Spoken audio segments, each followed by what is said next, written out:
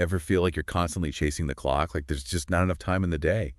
Well, get ready, because this deep dive might just flip the script on how we view time altogether. We're diving into Mastering Time, Aligning with the Flow of Universal Time by Kenton David Bell.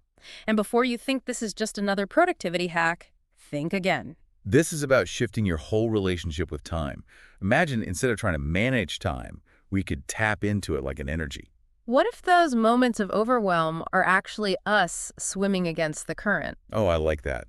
It's a great place to start because one of the first things Bell challenges is this idea that time is this limited resource we're always running out of. He says it's our perception of time as scarce, that feeling of always being behind that actually creates that scarcity. So it's less about the actual minutes and more about how we experience them. Exactly. Think about it. Have you ever gotten so caught up in something that hours just seem to vanish? Absolutely. Like getting lost in a good book or even, editing a podcast sometimes. Right. What's happening there? Bell would say you've tapped into a different quality of time. A quality where that pressure, that scarcity, it kind of fades away. He actually gives you these exercises, meditations to help you feel time as energy, not just think about it. So it's practical. He's giving you tools to work with. I like that. Absolutely. And that leads us to the next big shift, which is letting go of that rigid past, present, future timeline. You mean like how our calendars are laid out? Exactly. Sunday, Monday, Tuesday. That linear view, Bell argues, is incredibly limiting. He suggests all those moments, they're actually coexisting. Our attachment to that timeline, that's what creates the boundaries, the limitations. Think about it this way. You know how a certain smell can just take you back to your childhood instantly? Or a song can make the past feel so vivid. It's true. Suddenly you're right back in that moment, feeling all the same emotions. So are you saying those memories are somehow accessible to us, not locked away in the past? That's exactly what Bell is suggesting. He uses the example of revisiting your childhood home. For some people, it's like no time has passed at all. The past becomes so present, it challenges our whole notion of time as this straight line. Okay, so if time isn't a line, how does Bell suggest we view it? He wants us to think of it more as a flow, a current that we can learn to move with. He calls it riding the universal flow. So instead of a day planner, I need to get myself a surfboard. I'm picturing it. But seriously, when things are going well, when you're in sync with your goals, it does feel effortless, like you're riding a wave. It's not as far-fetched as it sounds. Think about those times. Do you feel like you're forcing things to happen? Or is there an ease to it? There's definitely a sense of ease when things are working out, but let's be real, life's not always smooth sailing. What about when you feel like you're paddling against the current? That's where Bell's idea of resistance comes in. You know that feeling when you're trying to force something to happen on your timeline, even when it feels like every obstacle is in your way? That's resistance. And Bell argues that tight grip on control, that's often what throws us out of sync with the natural flow of time. So instead of desperately clinging to the oars, we need to learn to read the current, adjust our sails, trust we'll reach our destination eventually. Okay, I can see where this requires a bit of leap of faith. It definitely challenges our usual approach, especially when we're talking about deadlines and responsibilities. But what if, and this is a big what if, that Bell wants us to explore? What if letting go of that control, surrendering to the timing of our lives, actually opens us up to a more expansive experience of time itself? Okay, you've definitely got my attention with that one, but how do we square that with our very real, very scheduled lives? So how do we even begin to reconcile this going with the flow idea with, the realities of deadlines and appointments and just that never-ending to-do list? It feels like we're constantly being pulled in a million directions. It's a common tension, and one that Bell addresses head-on. He introduces this idea of divine timing.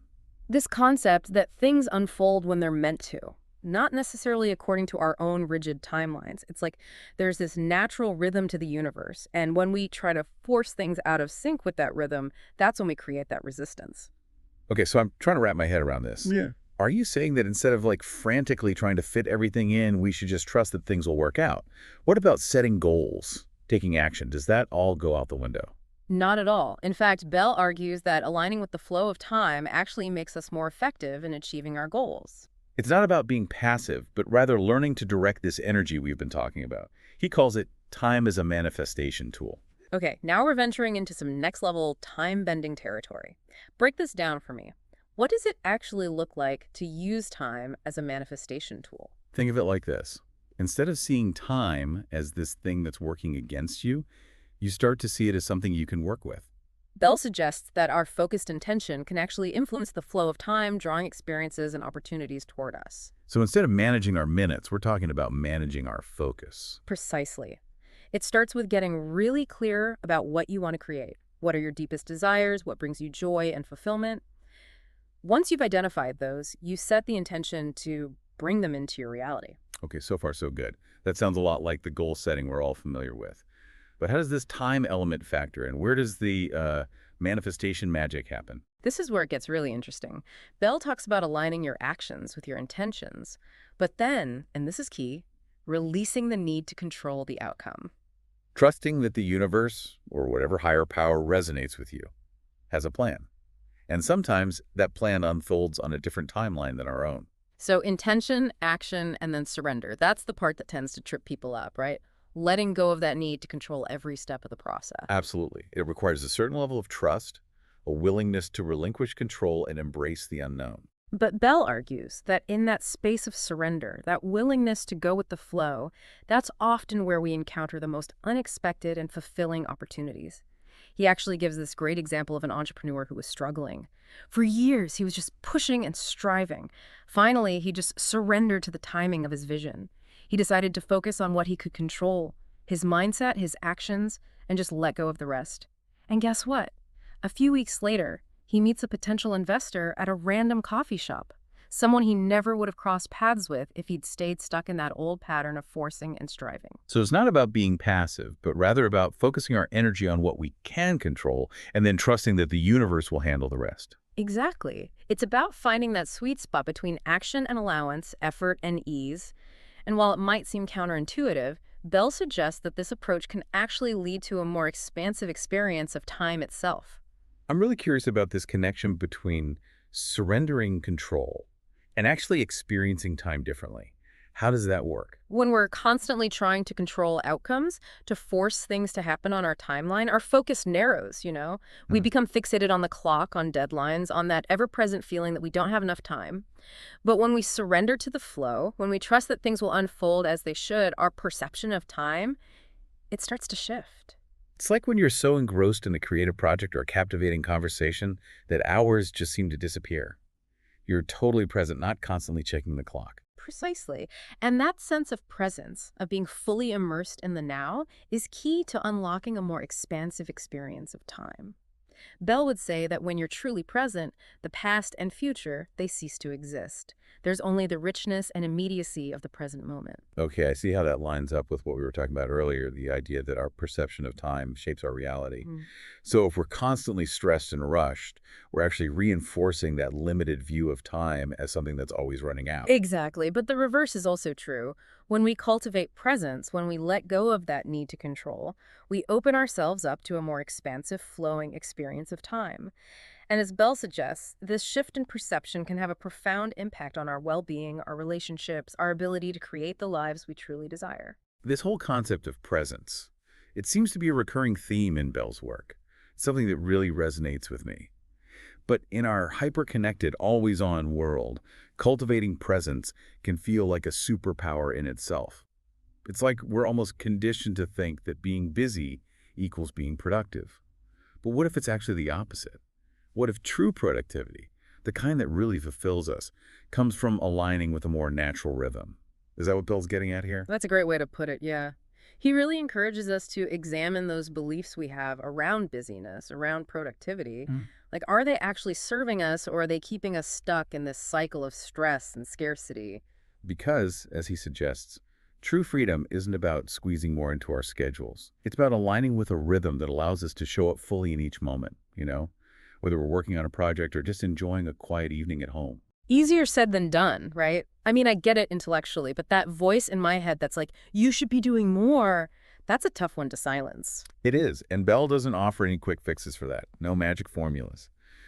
But he does offer this powerful antidote, the practice of trusting the timing of our lives. There's that concept of surrender again. It seems to be woven into everything we've talked about today, but trusting the timing of our lives, that can feel a lot riskier than just trying to hold on to control, even when we know that control is an illusion. It makes sense, right? We're conditioned to believe that if we loosen our grip, everything falls apart.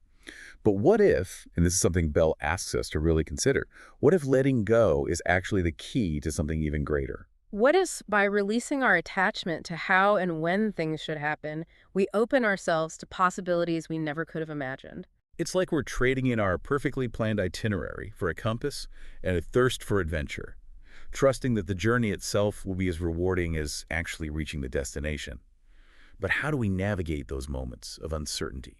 Those times when we inevitably feel lost or off track? This is where Bell's work goes beyond time management and to what he calls living beyond time. Okay, living beyond time. Now that sounds like something out of a science fiction novel.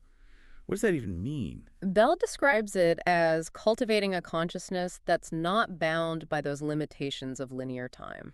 It's about tapping into a deeper awareness, a way of being where we're not defined by the past or worried about the future, but truly present in this infinite potential of now. So, less about time travel and more about time transcendence. Exactly. He uses the example of a musician so absorbed in playing that they completely lose track of time. There's no past, no future, just that pure joy of creation. And while we might not all be musicians, Bell argues the state of timelessness. It's accessible to anyone willing to cultivate that presence, that surrender to the flow of their own lives.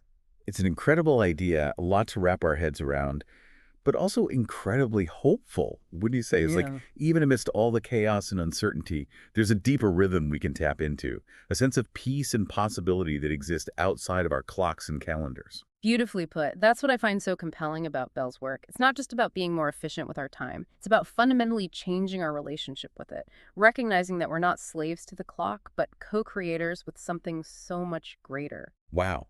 From time management to time mastery to time transcendence. It's been quite a journey today. If there's one thing our listeners could take away from this deep dive into Kent David Bell's work, what would it be? If I had to pick just one, the next time you feel that rush of overwhelm, that sense of not enough time, just pause. Take a deep breath. Ask yourself, what if I could experience this moment, this experience of time, differently? You might be surprised by the peace, by the possibilities that emerge when you shift from managing time to mastering your relationship with it. What a powerful reminder. Thank you so much for taking us on this deep dive. It's given us all a lot to think about. And to our listeners, we'd love to hear from you. Have you ever experienced a shift in your own perception of time? Those moments where you felt truly free from the clock. Share your stories with us online. We're always listening. Until next time, keep exploring, keep questioning, and keep driving deep.